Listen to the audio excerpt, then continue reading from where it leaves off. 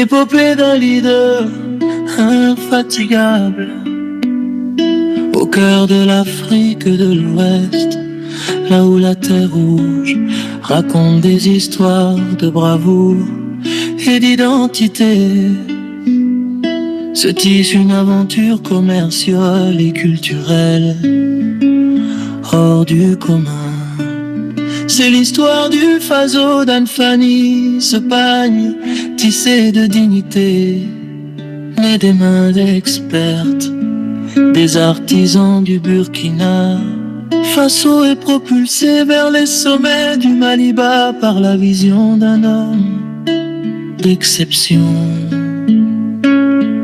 À la tête de cet empire textile, un PDG dont le nom est devenu synonyme de courage, de détermination et de résilience.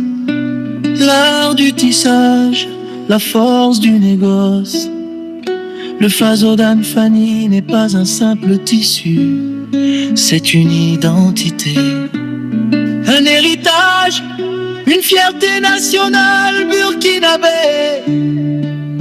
Chaque fil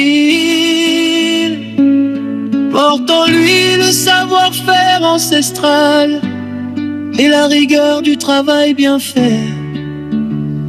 Mais pour que cette œuvre d'art traverse les frontières et aille conquérir le cœur du Maliba, il fallait un pont. Ce pont, c'est ce leader intrépide. Depuis les ateliers de production du Burkina jusqu'au marché animé et au salon prestigieux de Bamako, il orchestre un ballet logistique sans faille. Il a su voir au-delà des lignes territoriales pour unir deux peuples frères. Par le biais de l'élégance et du coton, revendre le Faso d'Anne Fanny au Mali. Ce n'est pas seulement faire du commerce pour lui, c'est exporter la culture, magnifier la splendeur africaine et habiller le Maliba avec la noblesse du Faso. Le portrait d'un homme qui ne dort jamais. Derrière cette réussite éclatante se cache un homme qui a banni le mot repos de son vocabulaire. On dit de lui qu'il ne dort jamais, et ce n'est pas une métaphore. Quand la nuit enveloppe la ville et que le monde s'endort, l'esprit du PDG, lui, reste en éveil. Il planifie, il anticipe, il innove.